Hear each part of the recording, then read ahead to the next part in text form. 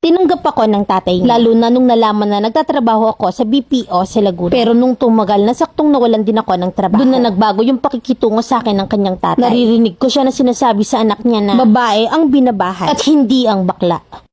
2023 nang nagka-chat kami at same baryo lang kami. Nung unay na pagkamalan niya akong babae dahil na rin siguro sa transgender ako. Alos lahat ng pambobolay sinabi niya sa akin through chat. Na ako na may sumasabay lang at hindi ko alam na ang pagkakaalam niya pala'y babae ako. Tumagal ang usapan namin ng 3 months. Nanligaw siya hanggang sa nag-may day ako ng contest na sumali ako sa pageant, which is Miss Gay. Nagulat ako at nag-chat siya sa akin na ang sabi niya, bakla ka. Ang ina, hindi ako napatol sa bakla. Masakit dahil sa ilang buwan namin pag-uusap ay inaamin kong nahulog na rin talaga ako sa kanya. Hanggang sa dumating yung point na may birthday ang barkada ko na hindi ko alam na barkada niya rin. At dun ngay nagharap kami ng personal. Sabay sabi niya sa akin na, ikaw yung kausap ko sa chat. Sabi ko, oo, bakit? Sabi niya, wala lang, ikaw pala yun. Hanggang sa tumagal na yung inuman namin at inabot kami ng 1 AM. At nung sinabi ko na uuwi na ako, pinigilan niya ako, sabay sabi niya na siya na raw yung maghahatid at tapusin lang daw niya yung inuman. Hanggang sa natapos na nga yung inuman namin at hinatid niya ako sa bahay. Nung gabing yun ay may nangyari agad, dala na rin siguro ng kalasingan. Lumipas ang ilang araw ay nagchat ulit siya sa akin na kung pwede ba daw naming ituloy yung una naming pag-uusap. Umayag ako at naging kami na nga. Binahay niya ako sa kanila. Meron siyang 4 na kapatid at ang tatay niya na nung una tanggap ako, lalo na nung nalaman ng tatay na nagtatrabaho ko sa isang BPO sa Laguna. Pero nang tumagal yung pagsasama namin sa bahay nila, saktong nawalan ako ng trabaho. At doon na nagbago yung pakikitungo sa akin ng kanyang tatay. Andun yung naririnig ko siya na sinasabi sa anak niya na babae ang binabahay at hindi ang bakla. Nasaktan ako pero hinayaan ko lang dahil ramdam ko naman na mahal ako ng boyfriend ko at lagi niyang sinasabi sa papa niya na hindi naman naging madamot yan. Fast forward ay naghanap ako ng trabaho at natanggap agad ako. First day ko sa trabaho at panggabi ako, 6:30 AM pa yung out ko. At 7 AM naman ay nasa bahay na ako ng boyfriend ko. Nang biglang bumukas yung kwarto ng tatay niya at ang sabi,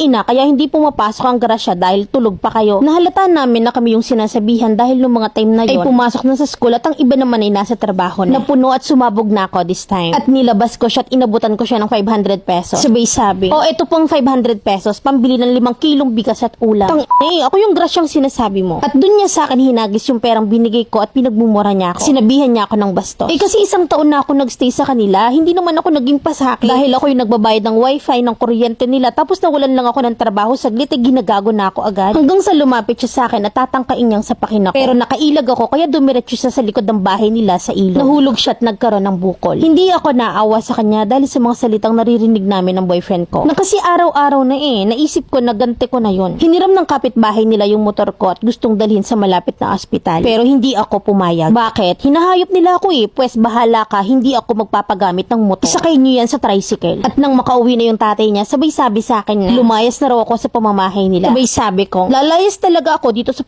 yung bahay. Pinapili ng tatay niya yung anak niya na kung sasama daw sa akin ay hindi na daw siya makakauwi ng bahay nila. Nagulat ako nang sabihin niyang sasama siya sa akin pauwi ng bahay ko. At nung araw na yun ay tuluyan na kaming umalis sa poder ng tatay niya at tagsama na kami sa bahay ko. Ngayon Mami Lynn ay masaya naman kaming nagsasama. At nagbibigay ako ng tulong sa boyfriend ko para ipadala sa mga kapatid niya. Lalo na sa mga nag-aaral dahil wala na silang nanay, tanging pesting tatay lang nilang naiwan sa kanila. Sana Mami Lynn ay mapili mo yung kwento ko. Letter sender, Rain. Ang lupit ni tatay. Hot-hot gusto pero tanggapin ng buo ayaw. Kasi ang sakit ng salitang babae ang binabahay at hindi ang bakla. Pero mas masakit yung lalaki ka pero umasa ka sa bakla. Nasaan ang pagiging lalaki ni tatay? Inutil naman. Ito opinion ko lang. As long as wala kayong tinatapakang tao, walang inaagrabyado, walang inaabuso, sinasaktan o niloloko, walang masama. Yun ay para sa akin lang naman. Bahala na yung iba kung against sila sa kagaya nyo. Kasi hindi naman nila yung pinalano o ginusto. Kasi yan sila na hindi nyo kasalanan na naiiba kayo. Ang problema lang kasi minsan may iilan na mali ang ginagawa. Kaya nadadama yung iba. Pero hindi ibig sabihin nun ay pare-pareho na sila. Yung sinabi ng boyfriend mo nun na hindi ako papatol sa bakla doesn't mean you're not worthy of love. Na basically, hindi pa niya kayang harapin yung nararamdaman niya nun. Na kasi depende yan sa tao At kung ma-fall unexpected, dun papasok yung exemption of the rule itself. Na kapag tumibok ang puso, wala ka nang magagawa kundi sundin to. Dun pasado siya sa pinili ka niya kahit nasa lowest mo. At sana give and take. May support system kayong dalawa. Hindi dahil may nakukuha siya sa'yo kaya siya nagstay. Kasi iba yun. Mag-ipon ka at huwag kang bigay ng bigay. Na baka lang kasi yung plot twist sa huli nagmana sa tatay.